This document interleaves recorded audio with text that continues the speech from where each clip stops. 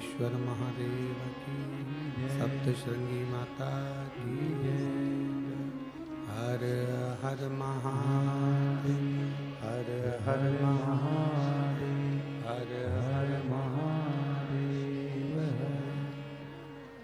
काशी विश्वनाथ, ओगरदानी, त्रिकालदर्शी, कैलाशी, अविनाशी भगवान शिव, जिनकी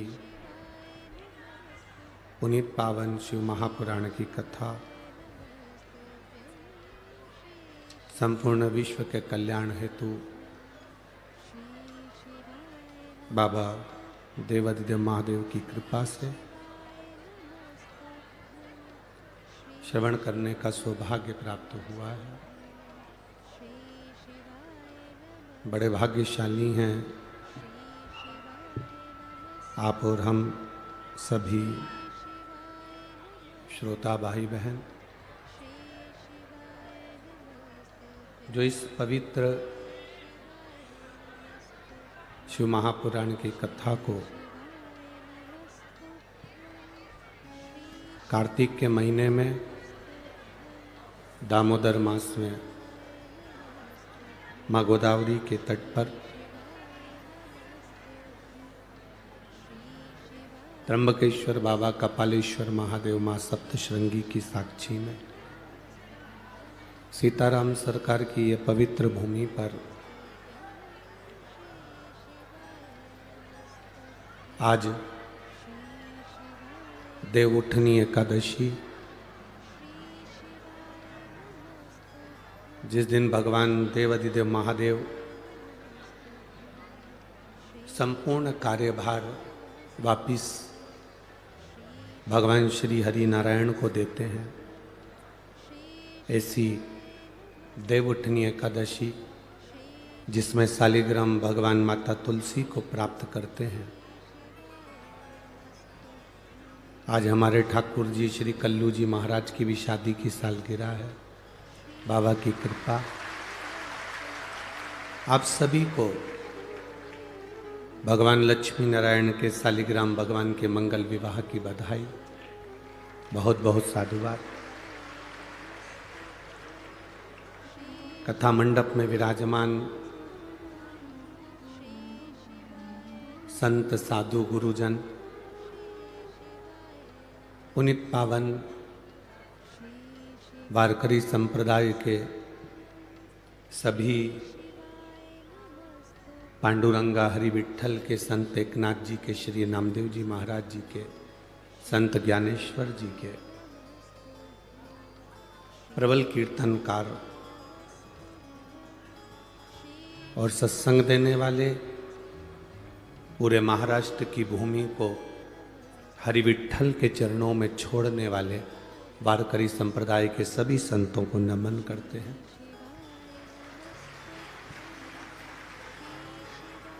भगवान शिव की कृपा से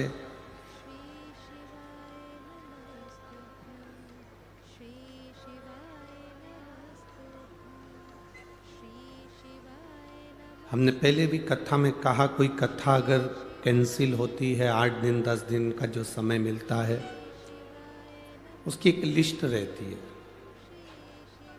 उस लिस्ट में जिसका नाम रहता है उसको फोन कर दिया जाता है कि आप 10 दिन में व्यवस्था कर सकते हो। उस लिस्ट में एक नाम श्री आविष्कार जी भूसे जी का भी था। उनको फोन किया गया और उन्होंने जो 7 दिन की कथा थी उसके भीतर पीछे आगे के 2 दिन, 8 दिन, 3 दिन मिलाकर 10 दिन का क्रम लेकर 5 दिन धूलिया को, 5 दिन नासिक को। इसको कहते हैं किसी का प्रेम नासिक के प्रति हो चाहे धूलिया के प्रति। मैं आविष्कार जी भूसे जी को धन्यवाद देता हूँ, दादा बाबू भूसे जी को साधुवाद देता हूँ, जिन्होंने इस पुण्यमय आयोजन को यहाँ आयोजित किया है।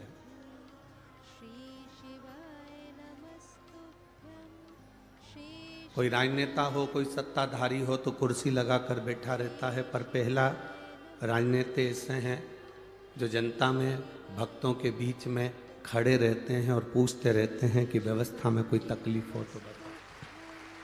शिव कृपा है, उनकी उदारता। मैं श्री अजय बोरस्ते, श्री बंटी जी तिदमे, श्री राजू अन्ना लावटे जी को, श्री रंजन ठाकरे जी को, श्री लक्ष्मण साहू जी को, श्री प्रशांत जी जाधव जी को, श्री नरेश गीते जी को, श्री अंकुश पवार जी को, श्री उदय सांगले जी को, और जिन्होंने इस शिव महापुराण में प्रत्यक्ष अप्रत्यक्ष रूप से सहयोग दिया है, उन सभी को बहुत बहुत धन्यवाद देता हूँ, जो कार्तिक के महीने में ये सेवा करने का सौभाग्य मिला है।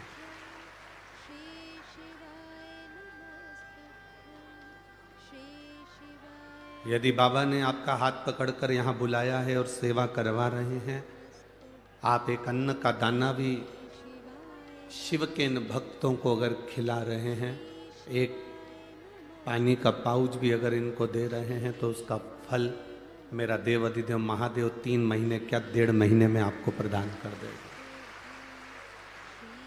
ये उसकी कृपा है।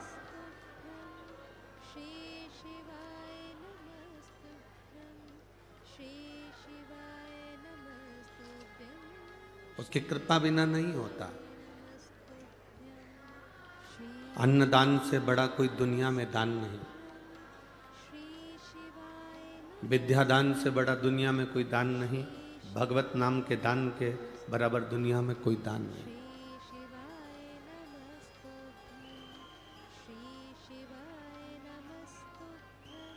मैं धन्यवाद दूंगा पंढरपुर में जो 25 दिसंबर से 31 दिसंबर तक 2023 के विराम पर और 2024 की शुरुआत में हरि विट्ठल के श्री चरणों में जो 7 दिवसीय शिव पुराण की कथा होने जा रही है, उसमें परवणी के सांसद महोदय जाधव जी को, जिन्होंने पूरी भोजन व्यवस्था संभालने के लिए स्वीकृति दी, उनको बहुत बहुत साधुवाद है। और केवल जाधव जी का नहीं, आप सबका कर्तव्य है। ये कथा किसी एक व्यक्ति की नहीं होगी जो पंढरपुर में होगी, आप सबकी कथा।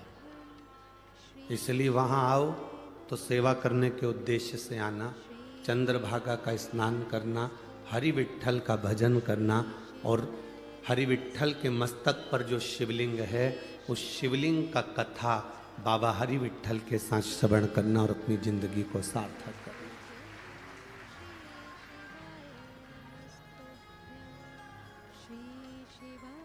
शिव कृपा के बिना कुछ भी संभव नहीं। महाराज,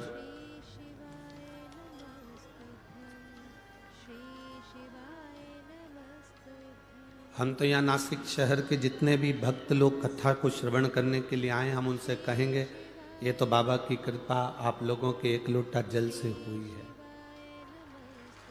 जो आप लोगों ने 1 लोटा जल चढ़ाया था ना, ये उसकी कृपा है जो शिव महापुराण की कथा मिली आपको। बोल बम का नारा है, बाबा एक सहारा। और जब तक उसका सहारा आपके साथ है, आपको घबराने की कभी जरूरत नहीं। बिल्कुल मत घबराओ। बस निवेदन है कि ऐसा ना करिएगा कि 2-3 महीने मंदिर गए और 3 महीने के बाद फिर 15-20 दिन छुट्टी कर ली, फिर मंदिर चले गए, फिर 15-20 दिन छुट्टी कर ली, फिर मंदिर चले गए। नहीं, अपने घर का एक नियम बना लो। आप मंदिर नहीं जा पा रहे हो तो आपके बच्चे को मंदिर भेजिए। वो नहीं जा पा रहा तो अपने पति मंदिर जाएं, 1 लोटा जल चढ़ा कर आएं।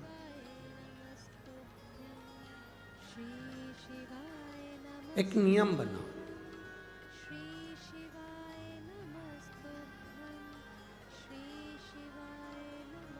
जैसे घर के दरवाजे में थोड़ी सी सरंग हो जाती है, घर का दरवाज़ा थोड़ा सा खुला रह जाता है, घर के दरवाजे में कोई जगह रह जाती है, घर के अंदर कोई खिड़की में कोई सरंग रह गई, कोई जगह रह गई, तो उसमें से चूहा अंदर घुस जाता है। बोलो सही है कि गलत है? बोलो बोलो, जम के बोलो। छिपकली अंदर घुस जाती है, छछूंदर अंदर घुस जाती है, दरवाजे में कोई सरंग रह गई, खिड़की में कोई सरंग रह गई, दरवाजे में कोई गैप रह गया, खिड़की में कोई गैप रह गया, तो उसमें चूहा, छिपकली, छछूंदर, काकरोच ये सब अंदर घुस जाते हैं। दरवाजे में गैप हुआ तो चूहा, छछूंदर, काकरोच अंदर घुस गए, प्रवेश कर गए। खिड़की में गैप हुआ तो कीड़े मकोड़े अंदर प्रवेश कर गए, छिपकली अंदर घुस गई, चूहा घुस गया, छछूंदर, काकरोच, कीड़ा अंदर घुस गया। आपके जल चढ़ाने में, मंदिर जाने में गैप हो जाता है तो पाप हमारे अंदर वापिस प्रवेश कर जाता है। गैप मत होने दो। अपन मंदिर नहीं जा रहे तो अपने बेटे से कहो जरा एक लोटा जल चढ़ा कर। आप भगवान के दरवाजे तक नहीं जा पा रहे तो परिवार का कोई व्यक्ति मंदिर तक जाए, शिव जी को एक लोटा जल चढ़ा कर। गैप ना करिए, सरंग रह जाएगी, खुला रह जाएगा, छोटा सा गैप हो जाएगा तो उसमें से पाप भी हमारे अंदर प्रवेश कर सकता। पाप को प्रवेश का मौका मत दो कि पाप हमारे अंदर प्रवेश करे।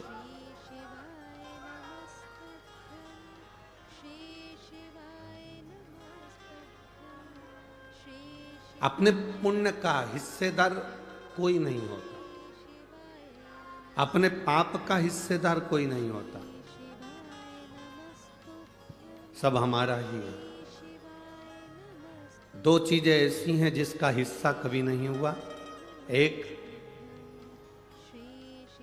मां का दूध और दूसरा आपने जो माला जपी, भगवान का भजन किया उसका। माता के दूध का भी हिस्सा नहीं होता। जब माँ अपने बच्चे को दूध पिलाती है तो आंचल को ढाक कर, पल्लू से ढाक कर दूध पिलाती है, और जब कोई भजन करता है तो हाथ को ढाक कर भगवान का भजन करता है, क्योंकि माँ जब बच्चे को दूध पिलाए तो वो भी नहीं दिखना चाहिए, और जब आप भगवान का भजन करें तो वो भी नहीं दिखना चाहिए। ये दोनों छुपे रहना चाहिए।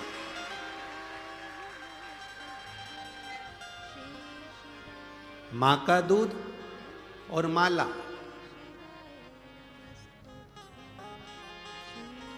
ये दोनों का कोई हिस्सा नहीं।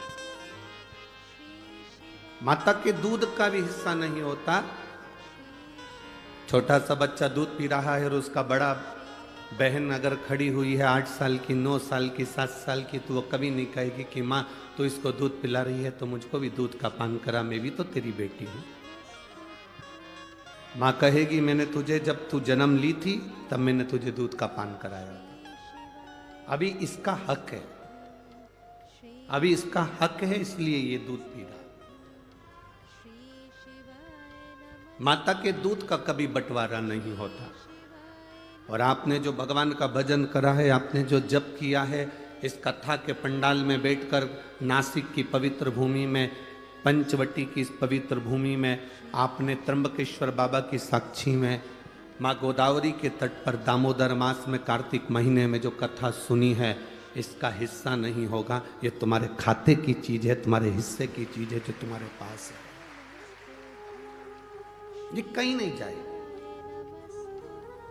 ये कहीं समाप्त भी नहीं। बस दरवाजे में गैप मत होने देना, खिड़की में गैप मत होने देना।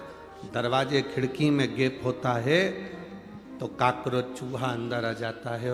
और हमारे भजन में भी गैप नहीं होना चाहिए। मौका मिले, कथा के पंडाल में कथा नहीं सुन सकते, टीवी पर आ रही है उस पर श्रवण करो। दिन में नहीं सुन सकते, रात्रि को सोने से पहले 5 मिनट, हम ज्यादा नहीं कहेंगे कि तुम 1 घंटा कथा सुनो, सोने से पहले 5 मिनट शिव महापुराण की कथा जहां की भी आप निकालना चाहो अपने मोबाइल पर निकाल कर केवल 5 मिनट श्रवण करो। बाबा का श्री शिवाय नमस्तुभ्यम का जाप करो और आराम से बाबा का नाम लेकर बेफिक्र होकर बाबा के भरोसे सब छोड़कर विश्राम करो कि मेरा बाबा मुझे संभालेगा और मेरे परिवार को संभालेगा। रात को जब सोते हो तो घर की सास चिल्ला कर कहती है, बेटा ताला लगा दिया? बोलती कि नहीं बोलती? तुम अपने बच्चों से कहते हो दरवाजा बंद कर आया कि नहीं आया, रसोई घर का दरवाजा बंद करा कि नहीं करा, बिल्ली घुस जाएगी, चूहा घुस जाएगा, ये काम करा कि नहीं करा। रात को आप बोलते हो लाइट बंद कर सोना, सारे हॉल की लाइट बंद करना, बाहर की लाइट बंद करना, पानी की मोटर बंद करी कि नहीं करी, ये काम करा कि नहीं करा, वो काम करा कि नहीं करा। आपकी सास भी आपसे कहती है, आप अपने बच्चों से कहते हो, कोई पति पत्नी से कहता है, पत्नी कभी पति से कहती है। रात को सोने से पहले आपको पूरी चिंता रहती है और आप सब कुछ देख कर सोते हो। इसलिए रात्रि को सोने से पहले आप 5 मिनट का नियम बनाओ कि मुझे शिव महापुराण की कथा श्रवण करना है। आप अगर जैसे घर देखकर सोते हो उसी तरह परमात्मा का भक्ति का भजन देखकर सोओगे तो परमात्मा भी पूरी रात तुम्हारे घर को देखता है। आप उसके भरोसे।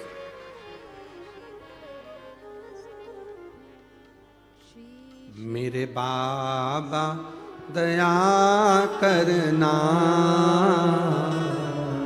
मैं तेरे भरोसे हूँ। भोले बाबा दया करना, मैं तेरे भरोसे हूँ। ना घर के भरोसे हो, ना परिवार के भरोसे हो, मेरे बाबा दया करना। एक नंबर, मैं तेरे भरोसे हूँ। मेरे बाबा दया करना,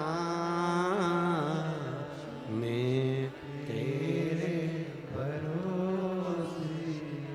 ना इनके भरोसे हूँ, ना उनके भरोसे हो, ना इनके भरोसे हो, ना उनके भरोसे हो। मेरे बाबा दया करना, मैं तेरे भरोसे हूँ। भोले बाबा दया करना, मैं तेरे भरोसे हूँ। हम उसके भरोसे सोए, हम उसके भरोसे जागें, हम उसके भरोसे रहें, तो जब हम उसके सहारे हो जाते हैं तो चिंता नहीं रहती। छोटा बच्चा देखा है, आपकी गोदी में एक बच्चे को लेना, ऐसा उचकाना, रोएगा कि हंसेगा? जम के तो बोलो, हंसेगा। क्यों? उसको मालूम है बड़ी बड़ी कुर्सियों पर, बड़ी बड़ी टेबल पर, पलंग पर बच्चा चढ़ता है। कब चढ़ता है? जब उसकी मम्मी, जब उसके पापा, जब उसकी माँ, जब उसके पिता उसके पास होते हैं। चढ़ता है, कूदता है। उसको मालूम है अगर मैं गिरूंगा तो मेरी माँ मुझे संभाल लेगी, मेरे पिता मुझे संभाल लेंगे। एक हवाई जहाज जा रहा था और पायलट ने अनाउंस कर दिया मौसम ठीक नहीं है और ऐसा लग रहा है आप लोग सीट बेल्ट बांध लें। और ये हवाई जहाज कहीं ना कहीं ऐसा लग रहा है कि स्थिति ठीक नहीं है, कोई भरोसा नहीं, कोई भरोसा नहीं। सब ने सीट बेल्ट बांध लिया, हवाई जहाज चल रहा था। एक बच्ची 6 साल की गेम खेल रही थी, टॉफी खा रही थी। हवाई जहाज में बैठे हुए लोगों ने कहा तुम सीट बेल्ट बांध लो। ऐसा लग रहा है सबके आंख में आंसू है, तुम मुस्कुरा रही हो, तुम हंस रही हो, गेम खेल रही हो, टॉफी खा रही हो, बिस्कुट खा रही हो, क्या तुम्हारे मन में भय नहीं है? उसने कहा नहीं। तुम्हें मालूम है हवाई जहाज अभी नीचे गिरने वाला है, तुम्हें भय नहीं है? नहीं। क्यों? क्योंकि जो पायलट है वो मेरा पापा है।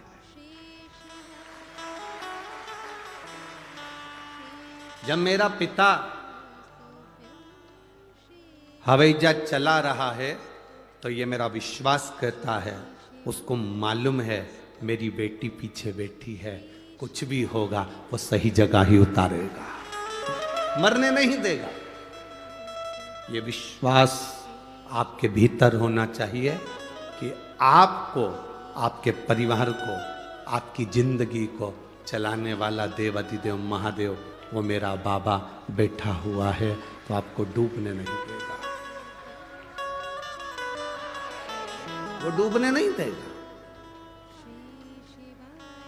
ऐसा कोई कण, ऐसा कोई क्षण जहां शिव ना हो, कोई जगह बता दो जहां शिव ना हो। एक एक कंकर में शंकर समाया, एक एक बिंदु में शिव तत्व समाया, एक एक बिंदु में। कभी आप लोग, आपके क्षेत्र में कहीं ब्रह्म कुमारी आश्रम हो तो वहां जाकर अगर आप देखे होंगे तो वहां एक बिंदु से शिव की उत्पत्ति बताई जाती है। आप उन बहनों से पूछेंगे तो वो कहेंगे ये बिंदु से शिव की उत्पत्ति है। एक बिंदु से शंकर, शंकर में बिंदु है और बिंदु में शंकर, और फिर उन देवाधिदेव महादेव से आगे आगे जो रचना हुई, नारायण, ब्रह्मा, देवता सब प्रकट होते चले। उस बाबा को पहचानना, शिव को जानना बहुत कठिन है। जो जान गया वो जानने के बाद फिर गलती नहीं करा। रात्रि को सोने से पहले उसका भजन जरूरी है। सांप से डरते हो ना? अरे बोलो तो, नहीं डरते हो तो मंगवा के छोड़ दे। सांप से डरते हो तो पाप से भी डरा करो। जब सांप से भय लगता है तो पाप से क्यों नहीं लगता? हम किसी को अपशब्द कह रहे हैं, ताने दे रहे हैं, गाली दे रहे हैं, आड़ा टेढ़ा कर रहे हैं, ये श्रेष्ठता नहीं। तो कई लोग कहते हैं गुरुजी आप कहते हो कि गंदा मत बोलो, अपशब्द मत बोलो, ताना मत दो, गाली मत दो, आड़ा टेढ़ा मत बोलो, और दूसरे लोग हमको बोलते हैं वो। अरे तो हम तो हमेशा कहते हैं ना, जो उन्नति की सीढ़ी पर चढ़ता है, जो तरक्की के मार्ग पर आगे बढ़ता है, तो सबसे ज्यादा गाली उसी को पड़ती है, दूसरे नहीं बकेंगे। तुम्हारी कॉलोनी के जो होंगे, तुम्हारे मोहल्ले के जो होंगे, तुम्हारे रिश्तेदार जो होंगे, तुम्हारे परिचित जो होंगे, जो तुम्हें बचपन से देखे होंगे, जो तुम्हें जानते होंगे। नामदेव जी को गाली किसी दूसरे ने नहीं दी, उनके अपनों ने दी। संत ज्ञानेश्वर महाराज को अपशब्द कह देते थे, संत तुकाराम जी को आड़ा टेढ़ा कह देते थे, मीराबाई को आड़ा टेढ़ा कहते थे, रामकृष्ण परमहंस जी को आड़ा टेढ़ा कहते थे, कर्माबाई को अपशब्द कहते थे। भारत की भूमि के एक एक संतों का चरित्र निकाल कर देखिए, उनको कितना अपशब्द कहा गया, उनको कितनी गालियां दी गई, उनको कितना आड़ा टेढ़ा कहा गया। ये संत तो बाद में पुजाए, जब भगवान में समाहित हो गए, जब भगवान में चले गए, संसार छोड़कर चले गए, तब दुनिया के लोगों ने इन संतों को पूजना चालू करा। जब तक जिंदा थे तब तक उनके नगर के लोग, उनकी कॉलोनी के लोग, उनके मोहल्ले के लोग, उनके क्षेत्र के लोग, उनके प्रदेश के लोग उनको अपशब्द कहते रहे। जब वो चले गया तब दुनिया को मालूम पड़ा कि संत तुकाराम जी क्या थे, संत ज्ञानेश्वर क्या थे, संत एकनाथ जी क्या थे, मीराबाई क्या थी, रामकृष्ण परमहंस क्या थे, श्रीमद वल्लभाचार्य जी क्या थे, श्री रामानुजाचार्य जी महाराज क्या थे, श्री निम्बकाचार्य जी महाराज क्या थे, उनको पहचाना फिर लोगों।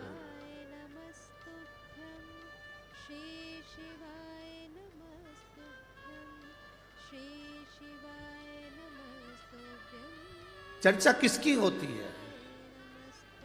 जो मर गया उसकी कभी चर्चा होती है क्या? अरे जम के तो बोलो। जो जिंदा है, जिसकी हस्ती है, जिसको लोग जानते हैं, उसी की चर्चा होती है। जिसकी हस्ती ही नहीं, जिसको लोग पहचानते ही नहीं, लोग उसको कुछ नहीं कहते।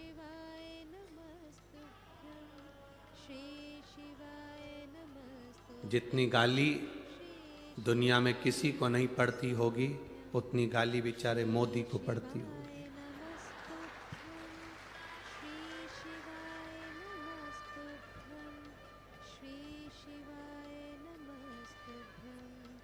सारे विपक्ष शब्द अपशब्द कहते रहते हैं। तुम्हें तो जरा सी कोई गाली दे दे तो तुम मुंह फुला के बैठ जाओ, उसके बाद भी उसके चेहरे पर सल नहीं आता, प्रसन्नता में अपना कार्य कर कर आगे बढ़ता जाता है। प्रसन्नता में कार्य कर कर आगे बढ़ते जाता। मुड़कर मत देखो कौन ने गाली दी है, कौन ने अपशब्द कहा, कौन ने ताना दिया, किसने क्या कहा। आप अपना कर्म करिए। अरे मत बुरे कर्म कर बंदे, वरना पछताएगा। भगवान की आंखों से तू बच नहीं पाएगा, तू बच नहीं पाएगा। अरे ओ अज्ञानी मत कर नादानी, अरे ओ अज्ञानी मत कर नादानी। तेरे कर्म का फल भी तू ही पाएगा, जैसा किया तूने तेरे आगे आएगा। मत बुरे कर्म कर बंदे, वरना पछताएगा। भगवान की आंखों से तू बच नहीं पाएगा, तू बच नहीं पाएगा। जो मिला हमें समय, उसको हम क्यों गंवाएं? व्यर्थ की बात कर कर, गाली देकर, अपशब्द कहकर, ताने देकर। असली संत, असली साधु गुरुजन जब जन्म लेता है तो उसको सबसे ज्यादा अपशब्द कहा जाता है, बहुत गालियां, तब तो निखरता है। सोने को तपाएंगे तो उसमें निखार आएगा ना।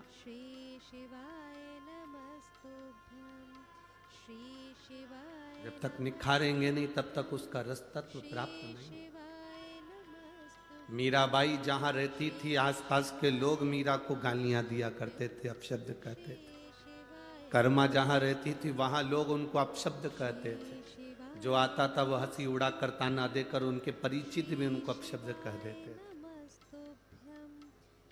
बाद में चले गए जब उनके महत्व को जाना कि मीरा, कर्मा, नरसिंह मेहता, नामदेव, ध्रुव, प्रहलाद क्या थे। प्रहलाद को अपशब्द कहे, ध्रुव जी को अपशब्द कहे। जब चले गए तब मालूम पड़ा कि ये थे क्या, है क्या।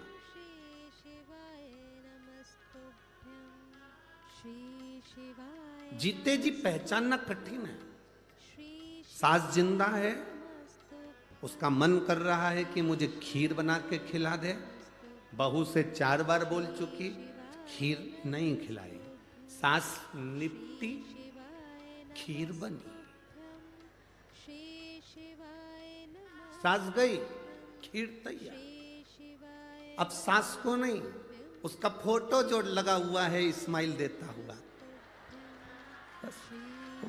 वो कंडा जलाकर, गाय की गोबरी जलाकर, उसको जलाने के बाद थोड़ी सी पूड़ी और खीर उसमें छोड़कर फिर प्रणाम।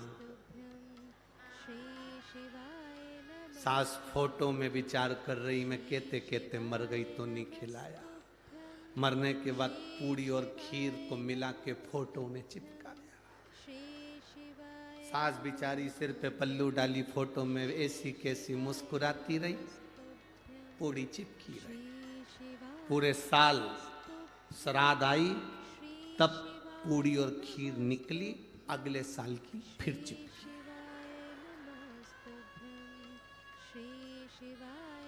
चिपक गई, फिर अगला साल आएगा, फिर खीर पूड़ी चिपक जाए, फिर चिपक। अब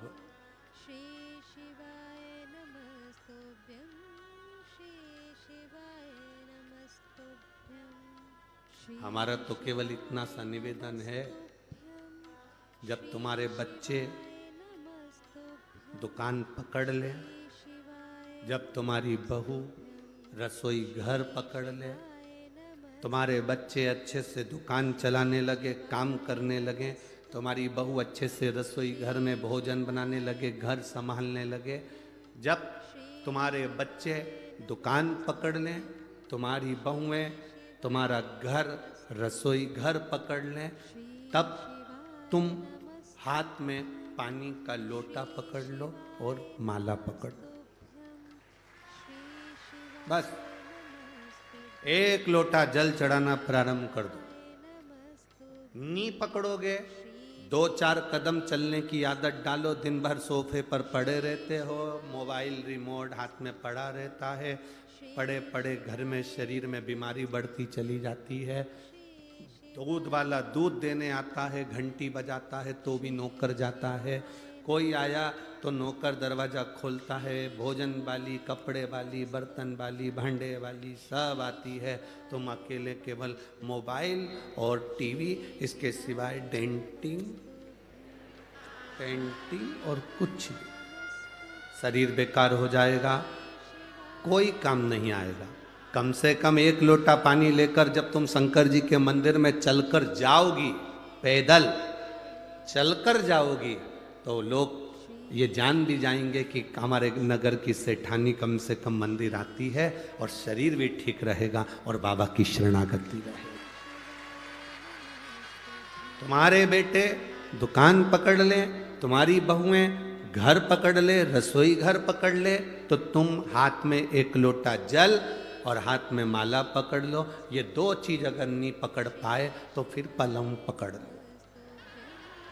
फिर डॉक्टर क्या कहेगा? पलंग पकड़ लिया, थायराइड गड़बड़ हो गया, शुगर ऊंची नीची हो रही, बीपी ऊंचा नीचा हो रहा, घुटने दुख रहे, कमर में गैप आ गया, न जाने कितनी कितनी बीमारियां मनुष्य को घेरती चली जाती है। उसका कारण इतना सा है कि तुमने सही समय पर माला नहीं पकड़ी, तुमने सही समय पर पानी का लोटा नहीं पकड़ा, तुमने सही समय पर शिव महापुराण नहीं पकड़ी, तुमने सही समय पर बाबा का नाम नहीं पकड़ा, इसलिए फिर बाद में पलंग पकड़ना पड़ा। पलंग पकड़ो, उससे पहले माला पकड़ो। पर कई लोगों की आदत रहती है, जब तक पलंग नहीं पकड़ते तब तक माला भी नहीं पकड़ते।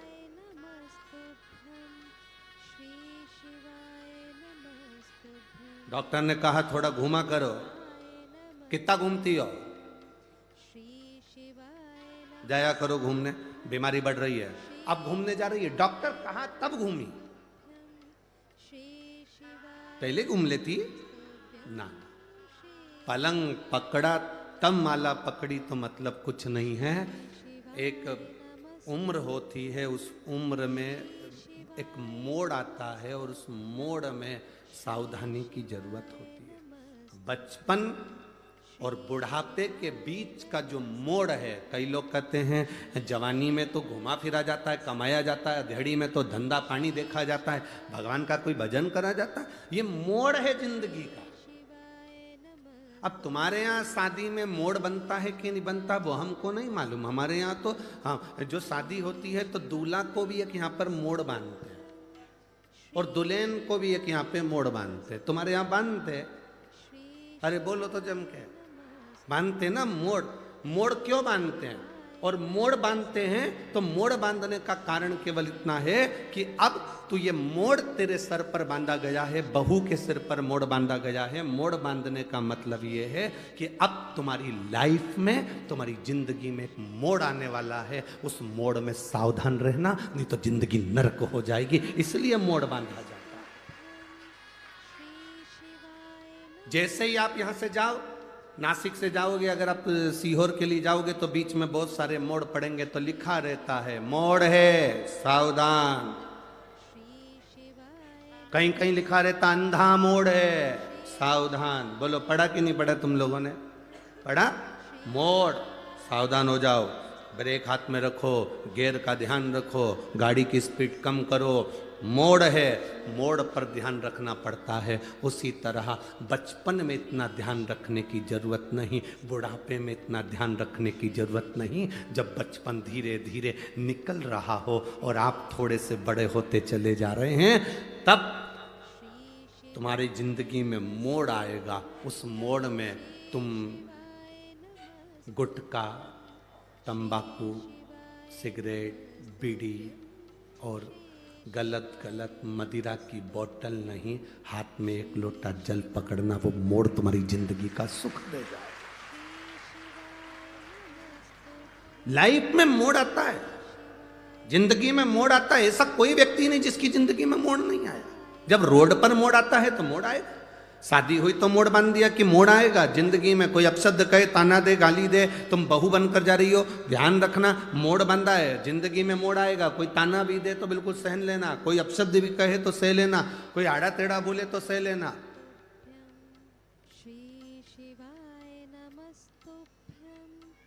कहीं इधर उधर भटकना मती।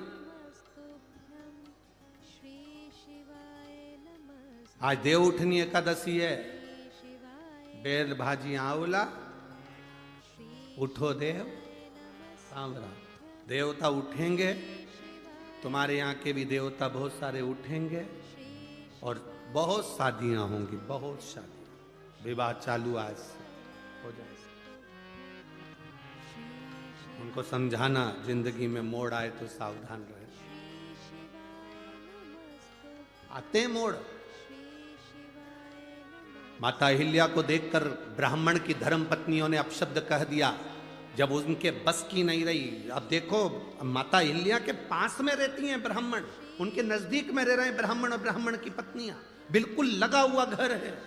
कोई संत, कोई सतगुरु के पास में जो रहता है, फिर वही कथा कह रहे हैं, स्मरण में रहे। 3 को समझाना सबसे कठिन काम है। एक अपनी पत्नी को, दूसरा अपने पुत्र को, और तीसरा अपने पड़ोसी को। समझाना कठिन है। पत्नी को समझाना भी कठिन है, पुत्र को समझाना कठिन है।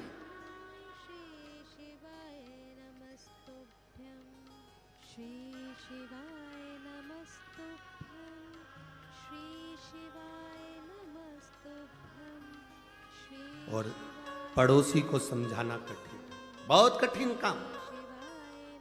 ये पड़ोसी, ये रिश्तेदार, नातेदार जो आसपास में रह रहे हैं, वो आपके लिए अच्छा बहुत कम मात्रा में बोलेंगे, इतना स्मरण रखना।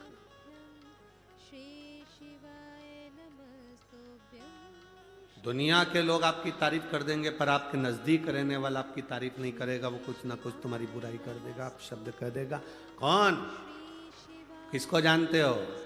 कहीं जाकर आप अपने नजदीक में कोई रह रहा हो, उससे पूछ, अरे कौन? वो प्रदीप मिश्रा। वो तो बेवकूफ बनाए। सबको एक लोटा पानी दे दिया, चढ़ाओ, बीमारी भी ठीक हो रही है, पता नहीं क्या सीख के आया हो क्या। प्रदीप मिश्रा ने कभी ये नहीं कहा कि तुम मेरे पास 24 घंटे बैठे रहो। यहाँ इतने लोग बैठे हैं, ईमानदारी से कहना, आप लोगों से मिलने का भी हमको समय नहीं रहता। हम भी बाबा का भजन करते हैं, निवेदन आपसे इतना करते हैं कि आप भी करो। उसने हमें पकड़ा है, संभाला है, तो वो आपको भी संभालेगा। हमारे पास बैठकर क्यों समय बर्बाद?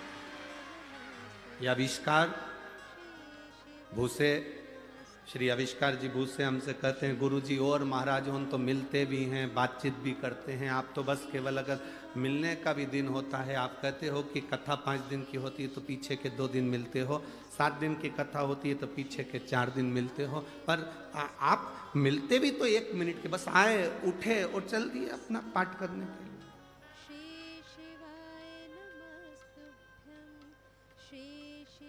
अच्छा ईमानदारी से बोलो, तुमको हम समय देंगे,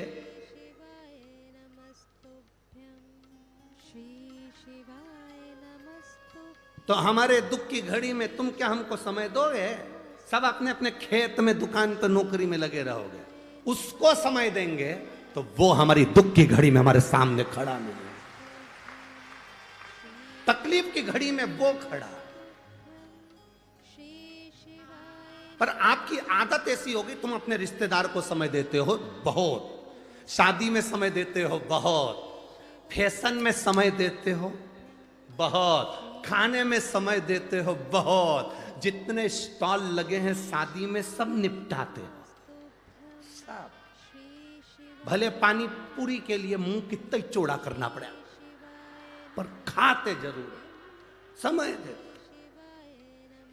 श्रृंगार में समय दिया, रिश्तेदार को समय दिया, परिवार को समय दिया, बेटे को समय दिया, बेटी को समय दिया, कुटुंब को समय दिया, सबको समय दिया। और एक बार एक्सीडेंट हो गया, कहीं बीमारी आ गई, वेंटिलेटर पर पड़े हो, वेंटिलेटर पर पड़े हो, बीमारी आ गई, एक्सीडेंट हो गया, तकलीफ आ गई, कष्ट आ गया, आखिरी का समय पलंग पर पड़े हो।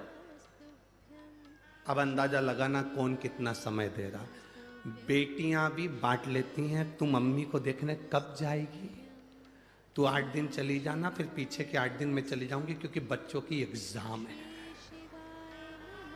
भैया, बड़े भैया को कहा तुम चले जा, छोटे ने कहा कि एक काम करना, 8 दिन मैं हॉस्पिटल में रह लूंगा, 8 दिन तुम रह लेना। जिसको तुमने समय दिया पूरी जिंदगी, पड़ोसियों को समय दिया, वो कौन से हॉस्पिटल में बैठ गए। जिसको समय दिया, आजमा कर देखना, तुम पर जब दुख आता है, उस दुख की घड़ी में जितने रिश्तेदार सब मुंह मोड़कर बैठ जाते हैं। और जिसको तुमने समय नहीं दिया, मेरे देव अधिदेव महादेव को, मेरे शिव को, मेरे बाबा को, जिसको तुमने समय नहीं दिया, केवल एक जरा सा समय दिया था, 1 लोटा जल चढ़ाना है। अपने नासिक में शिव पुराण की कथा हुई, जैसे भिंड में होने जा रही है 28 तारीख से, फिर जलगांव में होने जा रही है 5 तारीख से। ऐसे तुम अपने नजदीक में अगर शिव पुराण हो रही है, अपने नजदीक में शिवालय है, जहां तुम अपना समय दे रहे हो, ये समय तुम अपनी डायरी में लिखकर जरूर रखना कि मैं 1 घंटे पहले कथा में पहुंची थी, वहां पहुंचकर मैंने श्री शिवाय नमस्तुभ्यम का जप किया, प्यासे को पानी पिलाया, घर से 4 रोटी बनाकर ले गई थी, अचार का फिंगर बनाकर, पुंगा बनाकर, गुट्टा बनाकर अपनी अपनी पड़ोसन को दे दिया था, उनने खाया, पानी पिया, उसका पुण्य मेरे खाते में है। मैंने बाबा को समय दिया, बाबा ने मेरी दुख की घड़ी में, आखिरी में डॉक्टर कह देता है अब मेरे बस की बात नहीं है, मेरे हाथ में नहीं है। डॉक्टर जब कह दे कि अब तेरे हाथ में नहीं है, अब उसके हाथ में है, मतलब समझ लेना अब उसने आपको अलग से समय दिया, और थोड़े बहुत भी ठीक हो गए तो समझ लेना उसने आकर संभाल लिया था, समय दे दिया, समय दिया उसने। एक व्यक्ति मिलिट्री में सर्विस करता,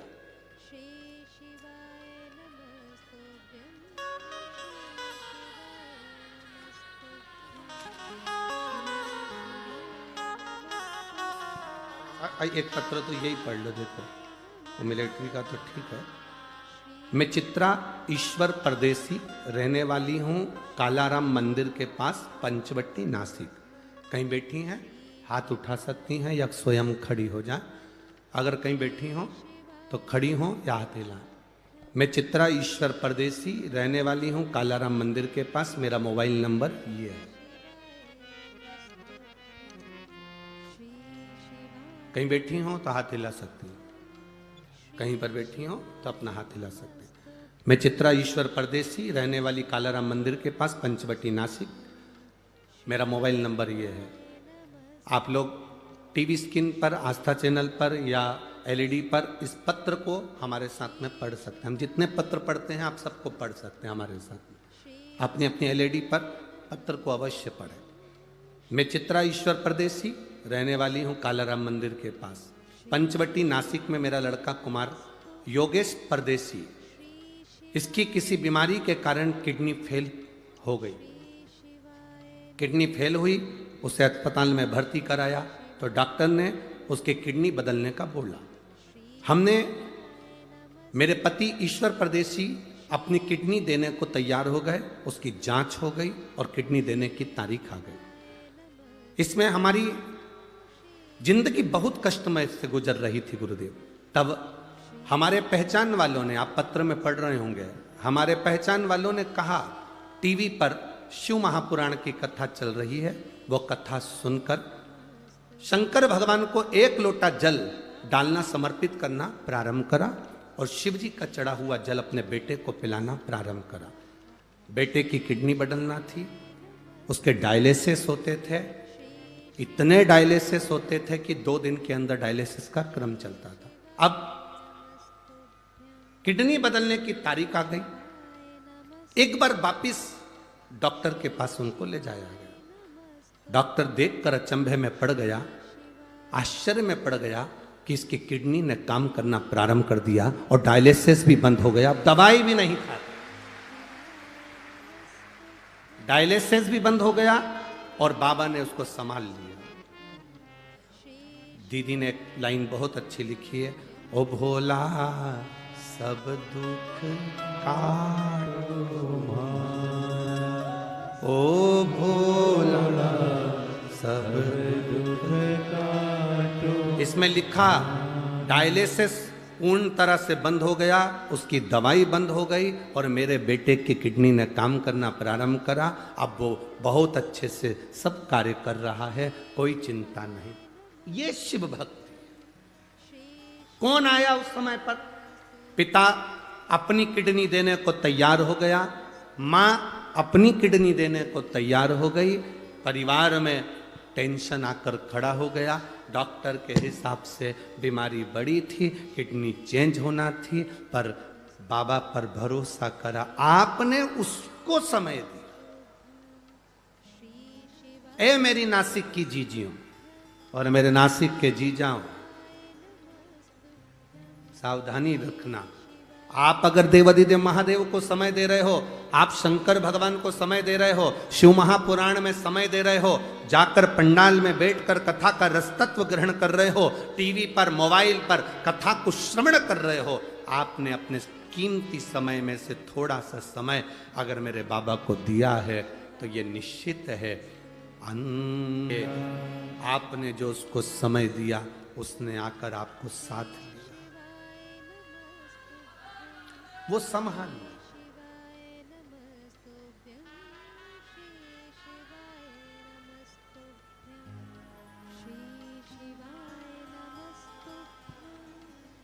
सारी समस्या का हल।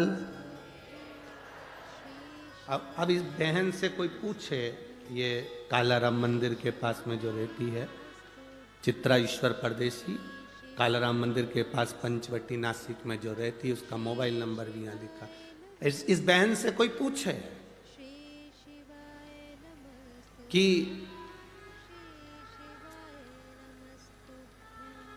ऐसा कभी हो सकता है डॉक्टर के हिसाब से कि किडनी बदलने जा रही हो, डायलिसिस चल रहे हो और वो सब ठीक हो सकता है?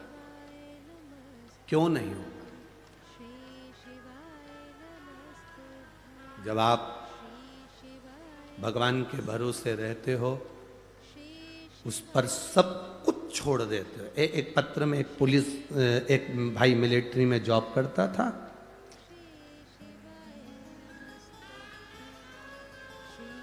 और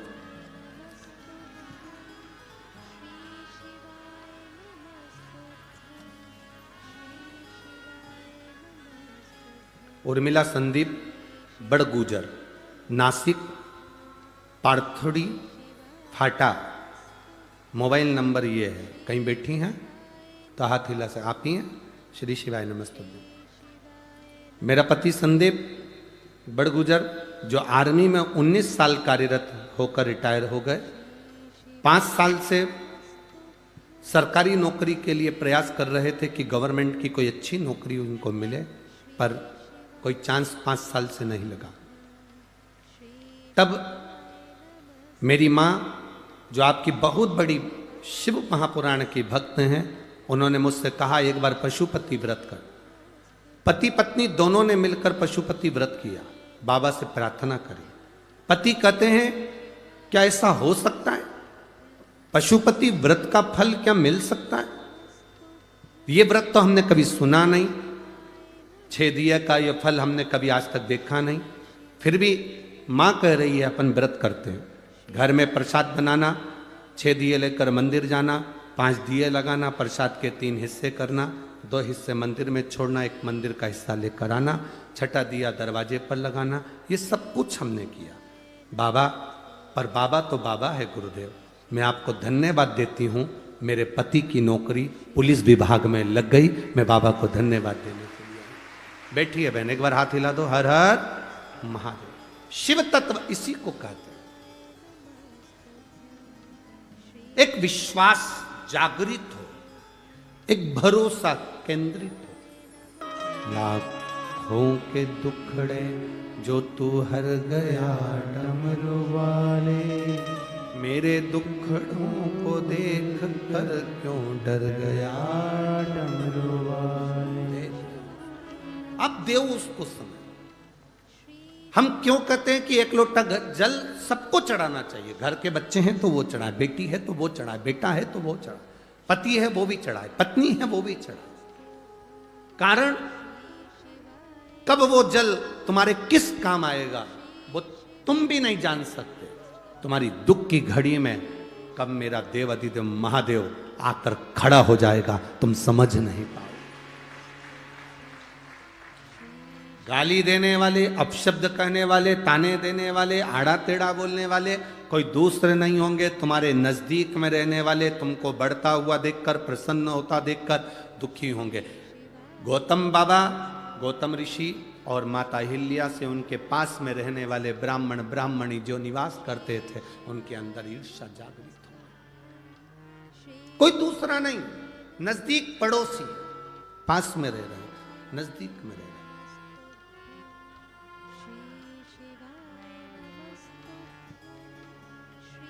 आप कभी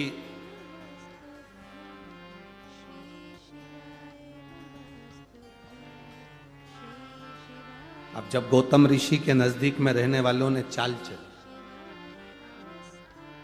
ब्राह्मणियों ने अपने अपने पतियों से कहा कुछ भी हो जाए, ये गौतम ऋषि मेरी आंखों में, अहिल्या और गौतम ऋषि हमारी आंखों में खटक रहे।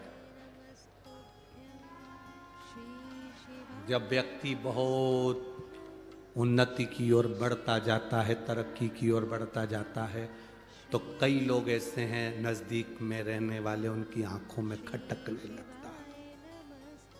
खटक रहा। तुम रोज रोज शंकर जी के मंदिर में जल चढ़ाने जाओ तो तुम खटकने लगोगे लोगों को। ये चल्दी सियोर वाला महाराज की चेली, ये देखो हो गई पागल, ये भी टीवी पे कथा सुन सुन।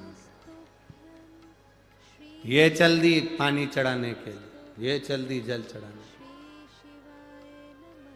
आग लगे बस्ती में, क्या किसको रोइए, चादर तान के कहने दो, बोलने दो।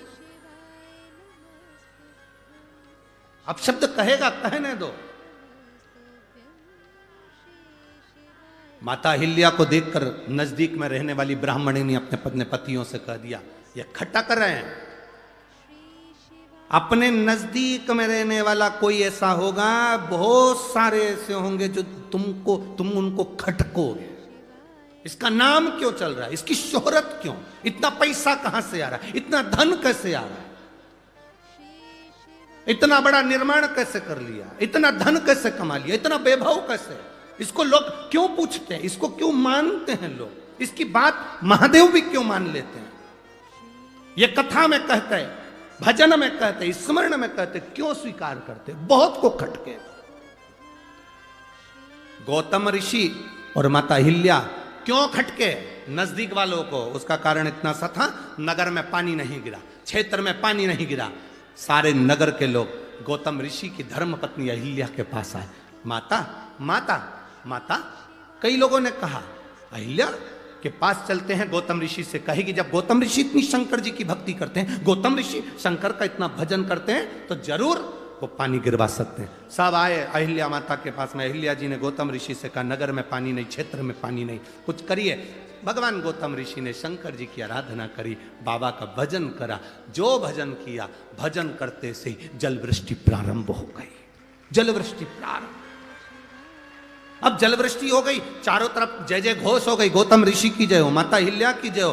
धन्य है ऐसे ऐसे ऋषिवर, धन्य है ऐसी माता, धन्य। पूरे नगर में हाहाकार मच गए, क्षेत्रों में हाहाकार मच गए। दुनिया के लोग गौतम ऋषि से मिलने के लिए आने लगे, उनको प्रणाम करने आने लगे, उनको नमन करने लगे। माता अहिल्या की जय जयकारी होने लगी। बड़ी सतीवान है, बड़ी पतिव्रता, परमेश्वर को मानने वाली है, उसकी जय जयकार होने लगी। वो जय जयकार इन ब्राह्मण की पत्नियों को नहीं सुहाया, जो पड़ोस में रहते थे उनको नहीं सुहाया। तुम्हारी जय जयकार, तुम्हारी प्रबलता लोगों को नहीं सुहाएगी, पर तुम घबराना नहीं।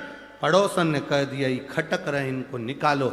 और तब ब्राह्मणों ने गणेश जी का हवन करा। गणेश जी आए, कहा इन पर तुम गौ हत्या का दोष लगा दो। गणेश जी बोले, ऐसा मत करो। क्यों कर रहे? उसने क्या बिगाड़ा तुम्हारा? कुछ तुम्हारे गाली दी, अपशब्द कहा, कभी तुमसे मिला, कभी तुमसे आड़ा टेढ़ा कहा, कभी तुम्हारा मिलन हुआ, कभी तुम्हारे लिए उसने कुछ अपशब्द कह दिया? नहीं। तो फिर तुम क्यों कह रहे हो? नहीं, हमको खटक रहा, हमको खटक रहा, हमको ठीक नहीं, हमको श्रेष्ठ नहीं लगा, ये हमें खटक रहा। ठीक है, अगर ये तुम्हें खटक रहा है, गणेश जी महाराज मन पर पत्थर रखकर स्वयं दुबली पतली दुर्बल गाय बन गए और गाय बनकर गौतम बाबा के आश्रम की ओर चले। गौतम बाबा ने आज तक किसी गौ माता को एक कंकर उठाकर नहीं मारा था, क्योंकि गौतम ऋषि को मालूम था, एक बार राजा जनक मार्ग से जाती हुई गाय को हटा दिए थे साइड में से, तो उनको भी नरक जाना पड़ा था, उनको भी नरक। अब उनके स्मरण में है, गौ माता की भक्ति किसको कहते हैं, उन्होंने नहीं उठाया। पर गाय जब नजदीक की ओर आने लगी, जहां शिवलिंग था, उस शिवलिंग के पास में गौ माता आने लगी, तो उन्हें छोटी सी, एक हल्की सी दुर्बा का त्राण, छोटा सा, इतना छोटी दुर्बा पतली गाय को बस ऐसा करा, और गाय थोड़ी सी आगे बढ़ी और प्राण छूट गए। सारे ब्राह्मण ब्राह्मण इकट्ठे हो गए, ये गौतम बाबा की गौ हत्या कर दी, इनको धक्के मारकर निकाल दो। निकालने की तैयारी हो गई, अब शब्द कहा, गौतम ऋषि की आंख में जल भर गए। अहिल्या देवी रोने लगी। अहिल्या जब रोई, तब गौतम ऋषि ने कहा, कहाँ जाएंगे? अहिल्या कहती है, आप चिंता ना करो, वो है जिसको हमने समय दिया, वो हमारा समय संभालने के लिए जरूर आएगा, वो है, संभालेगा। जिन ब्राह्मणों ने गाली दी, जिन ब्राह्मणों की पत्नियों ने शब्द कहा, गौतम ऋषि उन ब्राह्मणों के घर गए, प्रणाम किया। आप बताओ, गौ हत्या का दोष कैसे मिटेगा? 1000 वर्ष तक तुम्हें तप करना पड़ेगा, साधना करना पड़ेगी, भूखा रहना पड़ेगा, भोजन नहीं करना है, गोबर पर लिपे हुए पर बैठकर तप साधना करनी है, जंगल में रहना पड़ेगा, और गंगा को अपने घर तक लेकर आना पड़ेगा, तब तुम्हारा ये पाप ब्रह्म हत्या का, गौ हत्या का कटेगा। गौतम ऋषि ने स्वीकार कर लिया, मैं सारे तीर्थ करूंगा, तीर्थ कर कर बाद में तप करूंगा, 1000 वर्ष तक गंगा को लेकर आऊंगा। अब उन्होंने तो कहा था गंगा को लोटे में लिया ना, पर इनने समझा गंगा को यही लाना पड़ेगा। बैठ गए तब साधना करने के लिए। 1000 वर्ष निकल गए, शंकर भगवान प्रकट होकर सामने खड़े हो गए। मांग गौतम बाबा, क्या चाहिए गौतम ऋषि? अहिल्या तुझे क्या चाहिए? गौतम ऋषि सम्मुख, गौतम ऋषि शिव जी कह रहे हैं मांगो। गौतम ऋषि कहते हैं बस कृपा करो, गंगा लाना है यहां। इतनी सी बात। शंकर जी ने कहा पहले मेरा मन कर रहा है कि जिसने तेरे पर झूठा इल्जाम लगाया उनको मैं पूर्ण तरह से बर्बाद कर दूं। जिन्होंने तेरे ऊपर गलत इल्जाम लगाया मैं उनको श्राप देना चाहता हूं। इतने में गौतम ऋषि की पत्नी अहिल्या चरण में पड़ गई। ना ना बाबा, बाबा ना, बाबा ना, ना।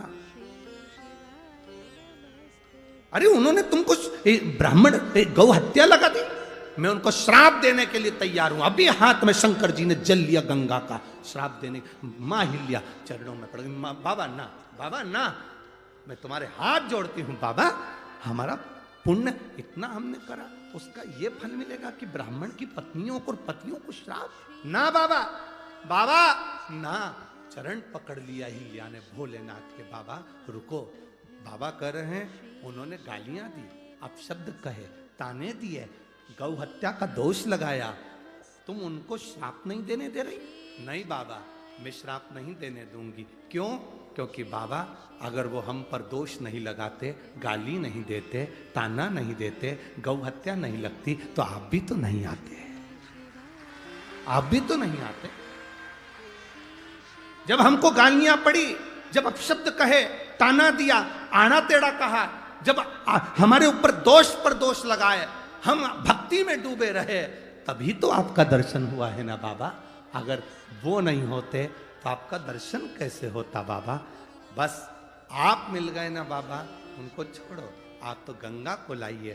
शंकर भगवान ने 7 जटा में से 7 केश को ऊंचा किया, गंगा की धार गोदावरी बनकर निकलकर प्रकट हो गई।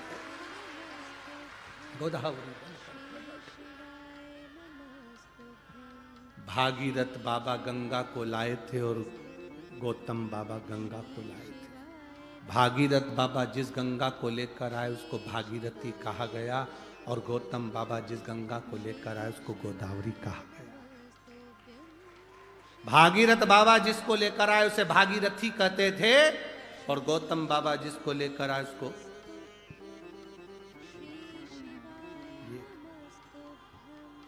जब तक अपशब्द लोग नहीं कहेंगे तब तक भगवान भी नहीं मिलता। साहब आड़ा टेढ़ा कहेंगे तुम्हारा मन हटेगा, अपशब्दों से दिल कछोटेगा, तब तो भगवान के पास जाओगे, तब तो भगवान के पास जाओगे।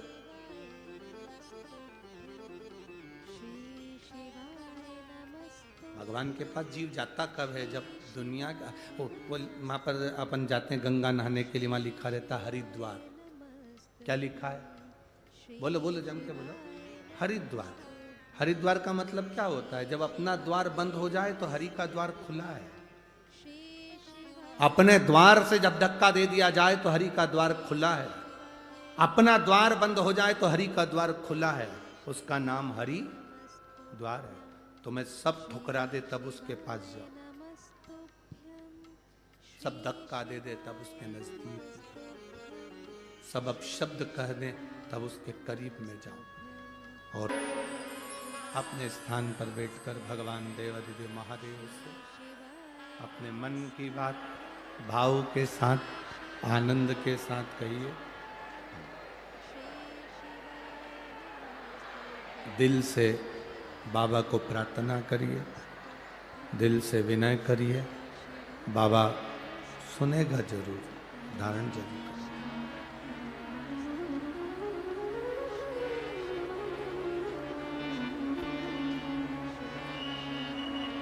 आज देवउठनी एकादशी है।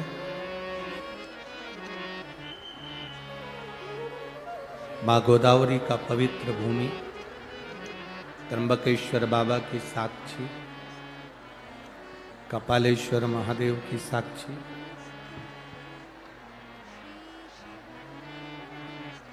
माँ सप्तश्रृंगी माता की साक्षी और शिव महापुराण की कथा संपूर्ण विश्व के कल्याण हेतु जो हो रही है, आप दिल से बाबा को प्रार्थना करिए। दिल से कार्यकर्ताओं को भी जहाँ जगह मिले वहाँ बैठकर बाबा से प्रार्थना करिए। इतनी बड़ी एकादशी आज आपको मिली है, यहाँ बाबा से अपने मन की बात कहने के लिए देव दीपावली की कथा भाव से कहिए।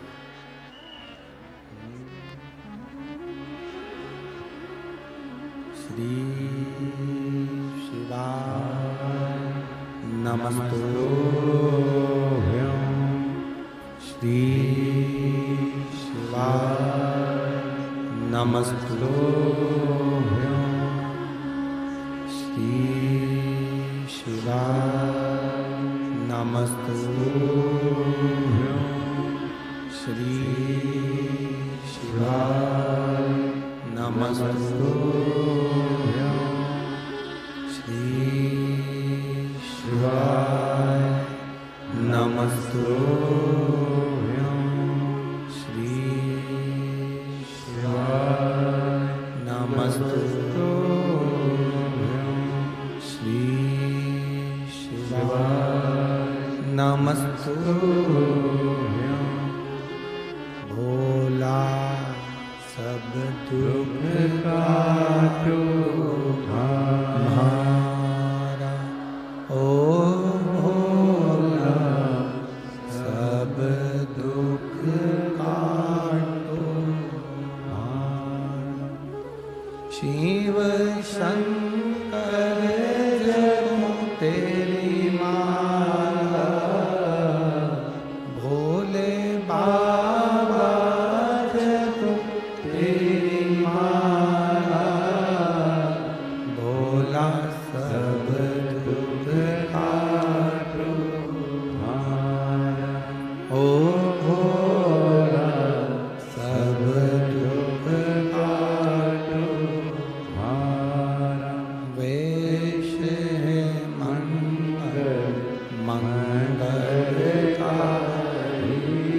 वेश है मंगल मंगलकारी, शमशान वासी हमारा, शमशान वासी हमारा, ओ भोला सब दुख काटो हमारा, ओ भोला सब दुख काटो हमारा। शिव कथा कहती है, जब हमारे विश्वास को हम दृढ़ कर लेते हैं तब परमात्मा को मिलने में देरी नहीं होती। माता अहिल्या गौतम बाबा शंकर भगवान से कहते हैं, अब आप यहीं पर रुको। ब्रह्मा और भगवान विष्णु भी दर्शन करने पधारते हैं, तो भगवान माता अहिल्या और भगवान स्वयं गौतम बाबा ने हाथ जोड़कर कहा, आप भी यहां पर विराजो। ब्रह्मा विष्णु और महेश तीन त्र्यंबक के रूप में, शिवलिंग के रूप में, त्र्यंबकेश्वर के रूप में विराजित हो। सारे 12 ज्योतिर्लिंग में जितने भी 12 ज्योतिर्लिंग हैं, उन ज्योतिर्लिंगों में स्वयं शिव हैं, पर त्र्यंबकेश्वर की पवित्र भूमि पर ब्रह्मा विष्णु और महेश तीनों।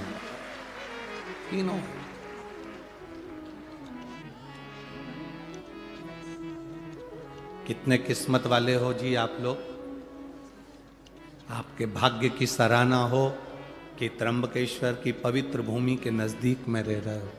अपने अपने घर जाकर एक बार राइनोन से नजर उतरवा लेना, ये शिव की कृपा है, ये बाबा की करुणा है।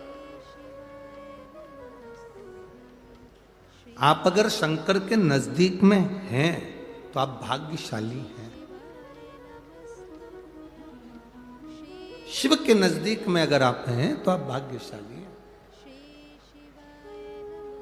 बाबा तो बाहर रहता है, उसका नियम है, नासिक यहां रह गया, त्र्यंबकेश्वर वहां रह गया, दूर है वो शहर से, एकांत। आप लोग अगर कुबेरेश्वर धाम आए होंगे तो आप लोगों ने दर्शन करा होगा, सीहोर 9-10 किलोमीटर उधर रह गया और कुबेरेश्वर बाबा इधर, कुबेर भंडारी इधर। आप में से कितने लोग हैं जो कुबेरेश्वर धाम कभी आए हो? आए हो सब लोग? रखिए याद, कभी मौका मिले तो जिंदगी में एक बार कुबेरेश्वर बाबा की उस धरा पर आकर कंकर शंकर रखकर उसकी पूजन कर कर उससे दिल से प्रार्थना कर कर जरूर आ। जो दे मांगा वो दिया, जो मांगा वो दिया, वो देता जरूर। कई लोग आते हैं दिवाली मनाने के लिए, दीपावली के अवसर पर आते हैं। आज कई लोग कह रहे थे गुरुजी देव दीपावली आज है क्या? अब हम उनको क्या कहें कि कथा चल रही है, देव दीपावली यहाँ कथा 25 को विराम होगी और 26 तारीख की देव दीपावली है। 25 को तो यहाँ विराम हो जाएगा, 26 को आएगा ना देव दीपावली का पर्व। तो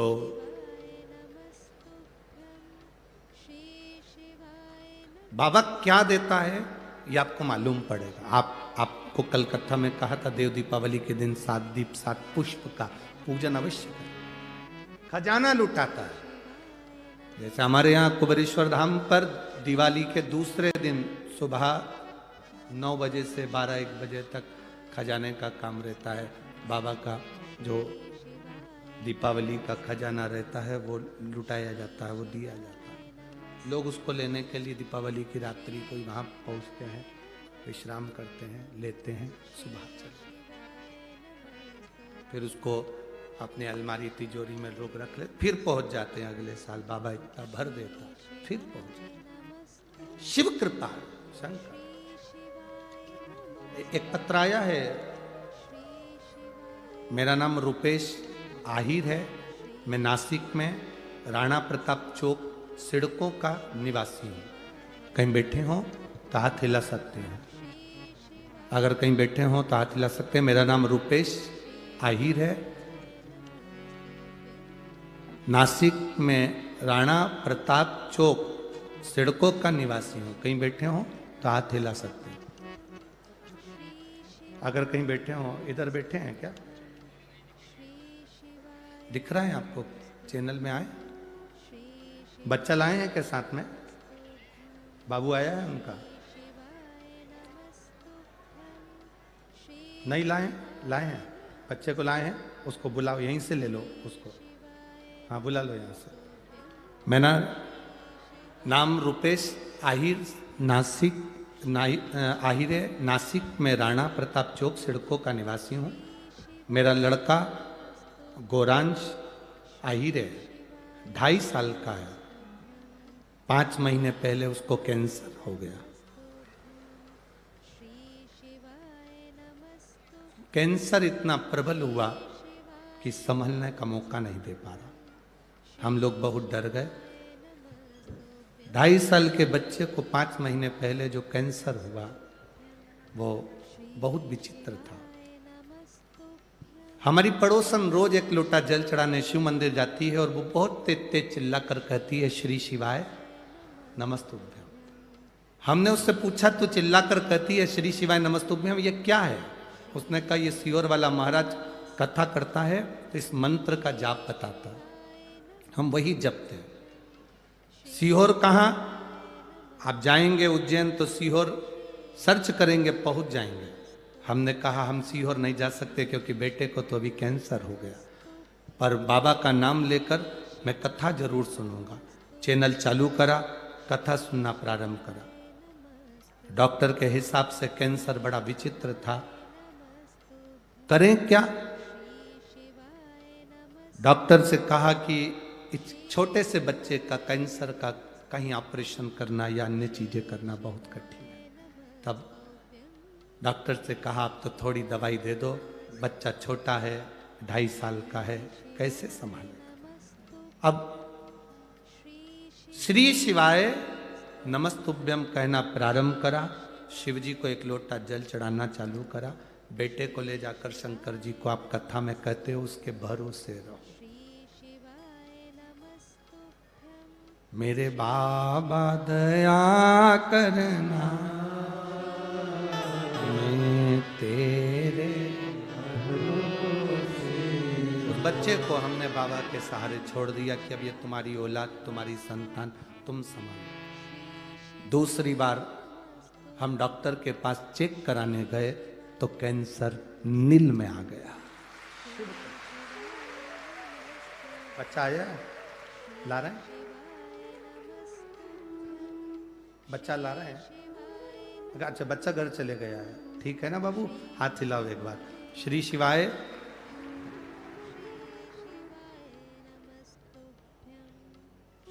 ये भेज रहा हूं, बाबू को देना।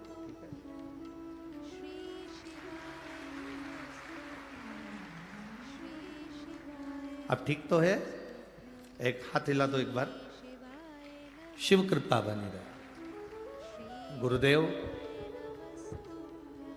आप तो व्यासपीठ से कहते हो कथा, पर वो कथा नहीं रहती। गुरुदेव, वो मेरा बाबा खुद कहता है और सुनता है। शिव कथा है, उसको सुनो। बैठिए ना। श्री शिवाय नमस्ते। उसके भरोसे पर रहना, उसके सहारे रहना, उसके विश्वास पर दृढ़ रहना, ये बहुत जरूरी। जब तक हम उसके भरोसे पर नहीं रहेंगे तब तक वो साधता नहीं। शिव कथा कृपा की कथा। एक माँ ने एक पत्र में लिखा, उसका 8 साल का लड़का मर गया, 8 वर्ष का बेटा मर गया, माँ पागल जैसी हो गई। माँ पागल जैसी हुई तब उसने सब देवी देवता सब इधर उधर सब कर दिए।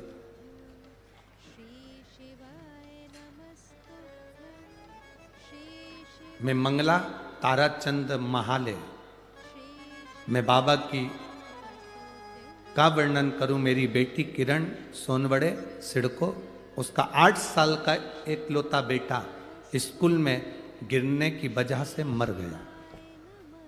अंदरूनी चोट ज्यादा आई थी। 6 मार्च को उसका देहांत हो गया। बाबा, बेटी पागल जैसी हो गई, पूरा घर टूट गया। 4 घंटे के अंदर उसके प्राण चले गए। बाबा,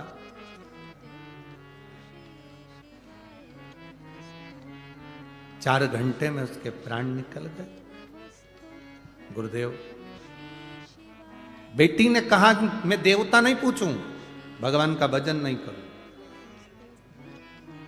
उसी तारीख को जब मेरा बेटा गया है, मुझे वो ही बेटा वापिस चाहिए तो मानूं तेरे महादेव को, तो जानूं कि कुबेरेश्वर महादेव कुछ है, कथा में कुछ है। बाबा, मैं क्या वर्णन करूं, बाबा तो बाबा है। मैंने बेटी से कहा तो चिंता मत कर, बाबा जरूर देगा और कृपा जरूर करेगा। थोड़ा समय निकला, समय निकलने के बाद बेटी रोती रहती, बावरी जैसी हो गई। तब शिव जी के मंदिर में जल चढ़ाकर शंकर के शिवलिंग को हाथ लगाकर रोती रहती, मुझे मेरा बेटा चाहिए और वो ही चाहिए और उसी तारीख को चाहिए जिस तारीख को आपने लिया। बाबा की ऐसी कृपा हुई, मेरे 8 साल के बेटे का फोटो लगा रही हूँ जो मरा। आप उसको एलईडी पर, टीवी पर देख सकते हैं। मेरे 8 साल के बेटे का मैं फोटो लगा रही हूँ जो मरा, उसका फोटो लगा रही हूँ, जो स्कूल में गिर गया था और मर गया था। मैं बाबा का क्या गुणगान करूं। बाबा ने मुझे उसी तारीख को मेरा बेटा 1 साल में प्रदान कर दिया, जिसका फोटो मैं दूसरे नंबर पर लगा रही हूं, जिसका फोटो मैं लगा। शिव कथा वो घटी है, उसका मैं फोटो लगा रही हूं, जो बेटा मुझे वापिस दिया है मेरे बाबा।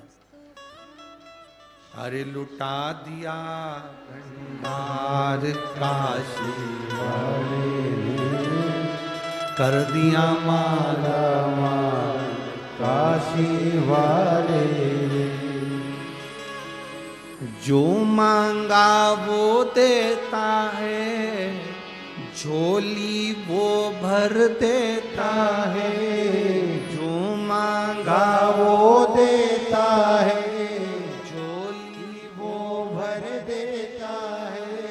सबका साथ निभाता है, सबका साथ निभाता है।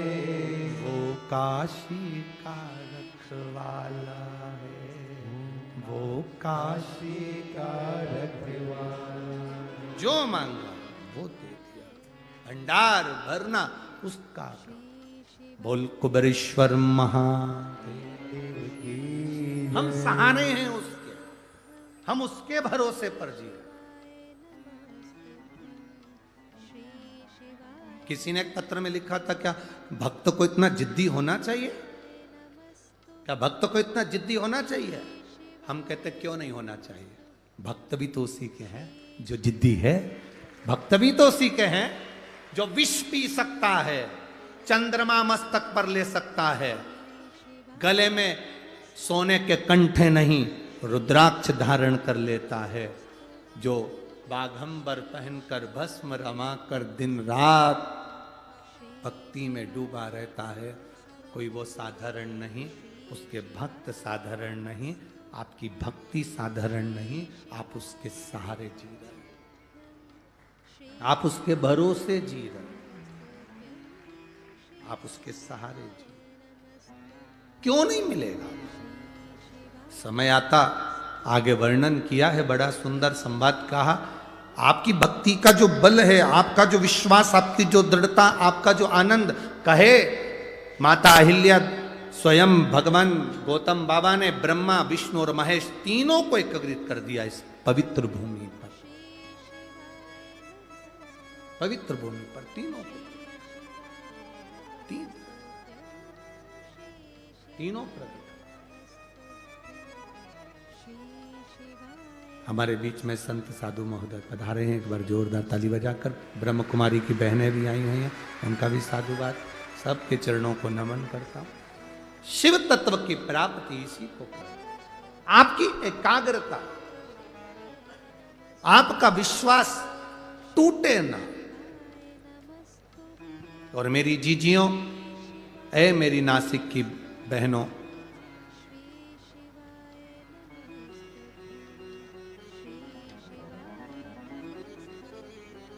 एक बात अपने जीवन में उतार कर रखना, और मेरे जितने नासिक के जीजा बैठे हुए हैं वो भी अपने भीतर उतारे, बेटियां बेटे भी अपनी जिंदगी में उतारे। आप कितने भी अप टू डेट बन जाओ, आप कितने भी विद्वान बन जाओ, आप कितनी भी पढ़ाई कर लो, कितने भी अफसर बन जाओ, पर इतना याद रखना कि अंत समय में, आखिरी में तुमने जितनी डिग्रियां प्राप्त करी है वो डिग्री काम नहीं आती। अंत समय में जो तुमने भजन करा है वो डिग्री काम आती है। तुम्हारे पास में कौन कौन सी डिग्री है वो तुम जानो। तुम कितने बड़े ओहदे पर बैठे हो वो तुम जानो। तुम्हारे पास में कितनी बड़ी पद है, कितनी बड़ी प्रतिष्ठा है वो तुम जानो। ये इंजीनियर की डिग्री और ये सारी डिग्रियां, सीए की हो, डॉक्टर की हो, कलेक्टर की हो, एसपी की हो, कमिश्नर की हो, मंत्री की हो, संतरी की हो, कलंतरी की हो, ये सारी डिग्रियां केवल यहीं पृथ्वी पर चलती है। वहाँ तो एक डिग्री चलती है कि मुख से भगवान का भजन कितना किया है, परमार्थ का कार्य कितना किया है, भूखे को भोजन कितना कराया, प्यासे को पानी कितना पिलाया, वो डिग्री वहां चलती।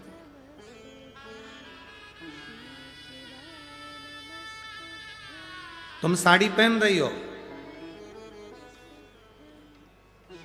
दूसरे से पूछोगे ना तो वो दिन भर तुमको साड़ी पहने हुए भी साड़ी में कहीं ना कहीं तुमको गलतियां दिखा देंगे। थोड़ा नीचे करो, हाँ पाँव में दबा के नीचे करो, हाँ। फिर किसी से पूछो, देखना ठीक लग रही हो ना, पीछे से थोड़ी सी नीची होगी, आगे से ऊंची होगी, नीचे करो। अब उधर से करी तो इधर से। फिर किसी से पूछो, अब ठीक है, पटली थोड़ी गड़बड़ है, अब इस डाल। आप अब ठीक लग रही। फिर किसी से, पटली तो ठीक है, नीचे से जो लटकन आ रही ना वो गड़बड़ है, उसको थोड़ी सी ऐसा खोल। फिर किसी से पूछो। पूरी अगर दूसरे से पूछोगे, 10 लोगों से पूछोगे तो कभी आप सफल नहीं हो सकते। अपना श्रृंगार करा है, कहीं किसी से मत पूछो, दर्पण के पास जाओ, कांच के सामने जाकर खड़े हो जाओ, कांच आपको बता देगा कि आप कैसे लग रहे हो। कांच के सामने जाओ। इनसे पूछोगे ना तो ये सब बताते रहेंगे, कोई कहेगा ये, कोई कहेगा वो, कोई कहेगा ऐसा, कोई कहेगा वैसा। आप जितने लोगों से आप योगी से पूछो तो वो कहेगा योग करो। पंडित जी से पूछोगे तो कहेगा भगवान को पाना है तो यज्ञ करो। योगी से पूछो तो कहेगा योग करो। भोगी से बोलोगे तो कहेगा भोग करो। साधु से पूछोगे तो कहेगा सब छोड़कर तीर्थ करो।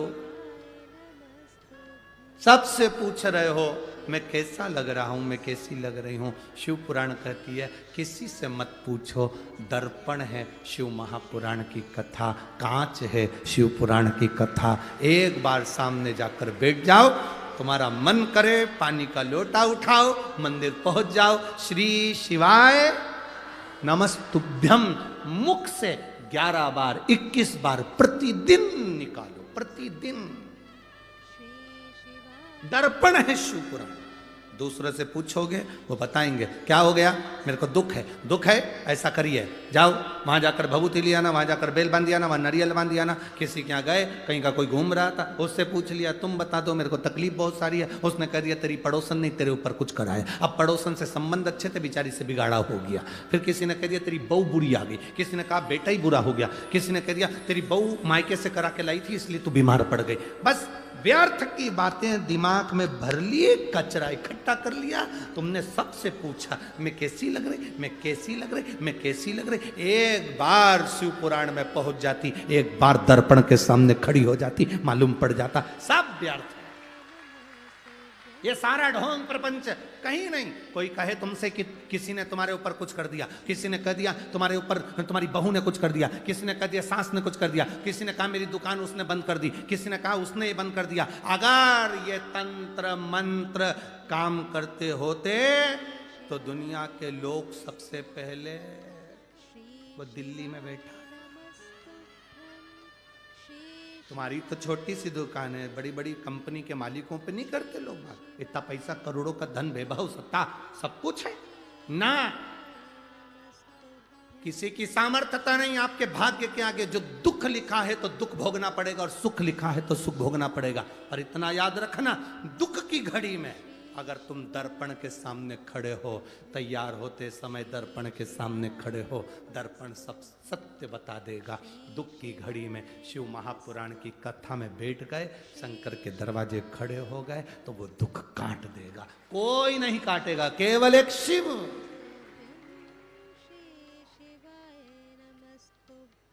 भगवान ओघड़दानी तुम्हारी तकलीफ काट देगा। आखिरी में मिलना भी किससे, उसी से तो जाकर मिलना है। प्राण छूटने के बाद तुम में से कितने लोग हैं जो कहीं और लेकर जाते होंगे? हमको तो नहीं लगता मरने के बाद सब लोगों को शमशान लेकर जाते हैं। नासिक में और कहीं ले जाते हो 5 स्टार होटल में तो बात दूसरी। तुम्हारे यहाँ मरने के बाद लोगों को अगर कहीं क्लब मिलब में ले जाते हो तो बात दूसरी। वाटर पार्क मरने वाले को लेकर जाते हैं, अरे बोलो तो जम के। नहीं हो सकता है नासिक की मेथड अलग हो, डिजाइन अलग हो कि यहाँ मरने वाले को हमारे यहाँ हम 5 स्टार होटल में लेके पहले उनको सुला देते हैं, फिर सब पार्टी मनाते हैं, इसके बाद उनको आखिरी में तुम कहीं 5 स्टार ले जाओ, सुपर स्टार ले जाओ, चाहे ट्विंकल स्टार, तुम्हारी मर्जी पड़े जान ले जाओ, पर आखिरी में मुर्दे को तो शमशान ले जाना ही पड़ेगा। और शमशान में कोई दूसरा मिलने वाला नहीं, एक जिसको श्राप लगा था दक्ष प्रजापति का, शिव तुझे श्राप देता हूं, तू शमशान में निवास करेगा। शंकर भगवान कहते हैं मुझे कहीं जाना ही नहीं पड़ेगा, आखिरी में सब मुझसे मिलने यही आ जाएंगे, क्या करूं?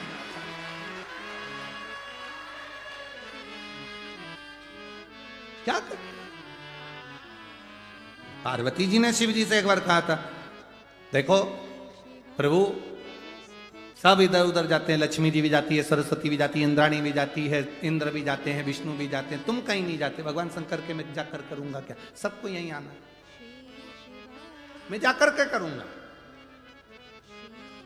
शमशान एक ऐसी जगह है, व्यक्ति कितने भी गंदे कपड़े पहनकर मरा हो, आखिरी में उसको नहलाकर, इत्र लगाकर, तैयार कर कर, डेंटिंग पेंटिंग कर,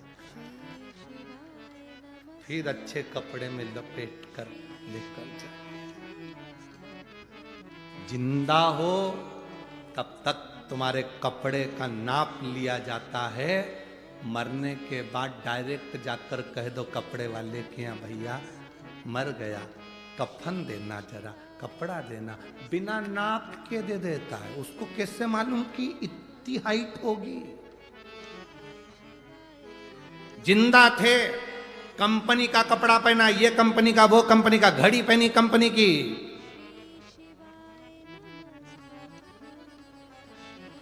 जो ऑटो पे लगाते हो ना तुम लोग लाइन खींच के, वो भी कंपनी का,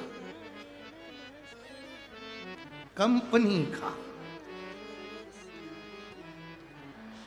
कंपनी का, सब चीज कंपनी की, बिंदी भी कंपनी की, केवल जीते जी कंपनी याद रखी, नहीं ब्रांड का पहनूंगा, ब्रांड का पहनूंगा, कंपनी का पहनूंगा, मरने के बाद भी लिख के जाना रेमंड का पिनाना,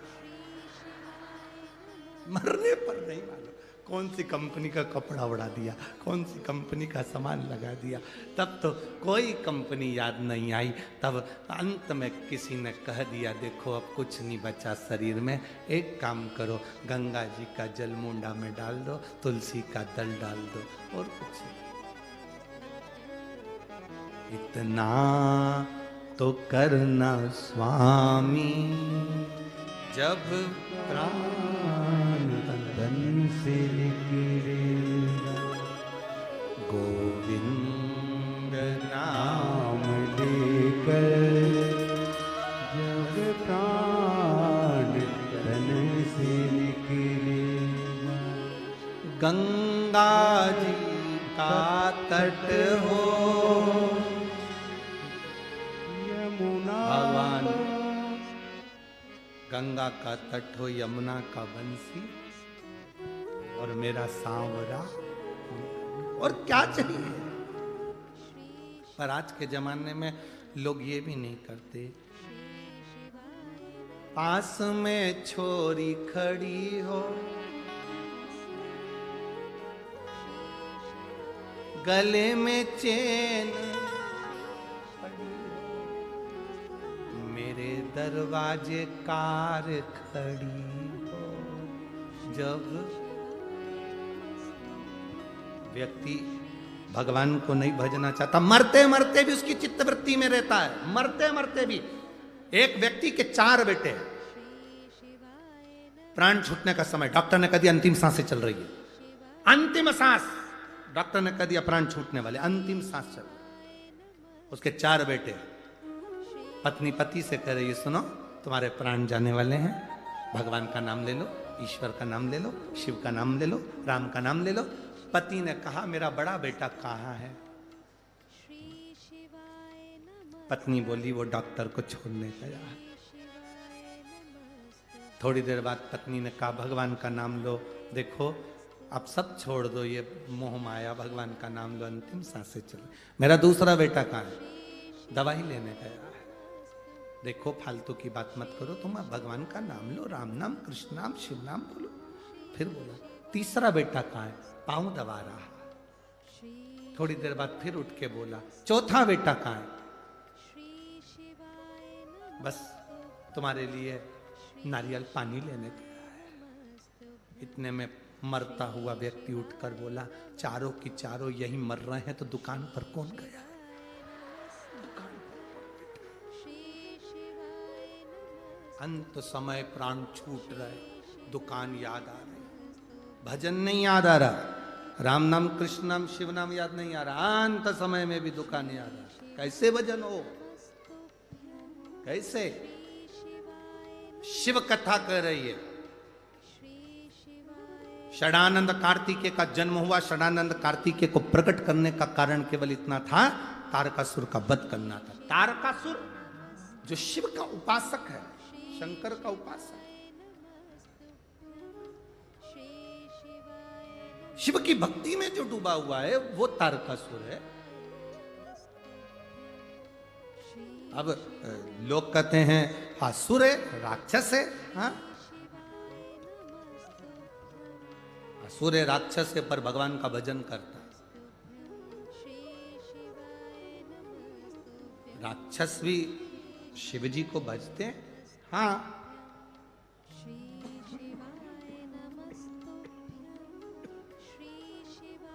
राक्षस भी शिव जी को भजते हैं। हाँ, बस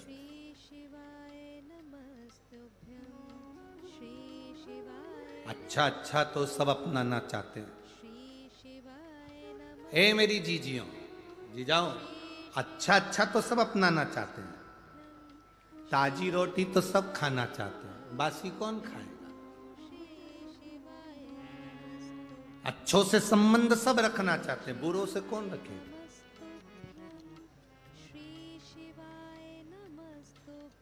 जब अच्छे कपड़े तुम पहनना पसंद करते हो, अच्छा भोजन करना पसंद करते हो, अच्छे घर में रहना पसंद करते हो, तो अच्छे से भगवान के मंदिर जाना भी तो प्रारंभ करो, तो ये सब अच्छा मिलना प्रारंभ हो जाए।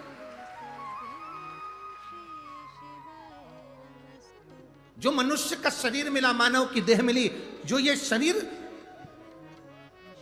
83,99,999 योनि काटने के बाद ये शरीर मिला। 84,00,000 नंबर का ये शरीर है। 83,99,999 योनियां कटी, तब हम मनुष्य बने, और ये मानव शरीर यूं ही कमा दो।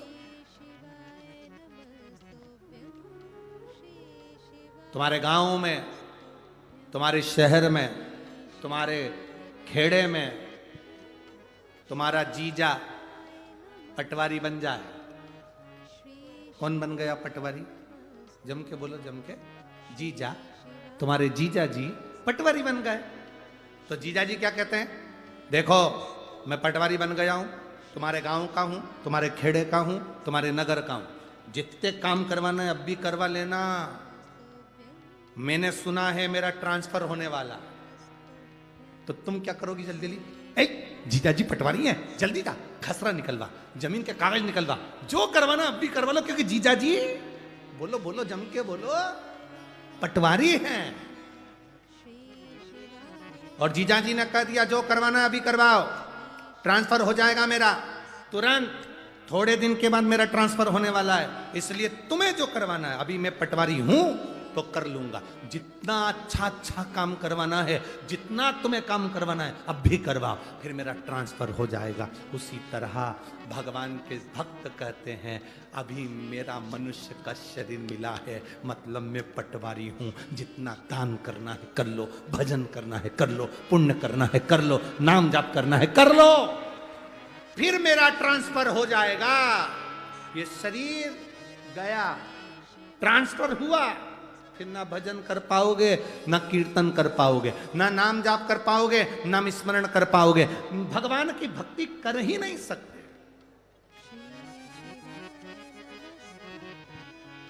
ना कर सकते।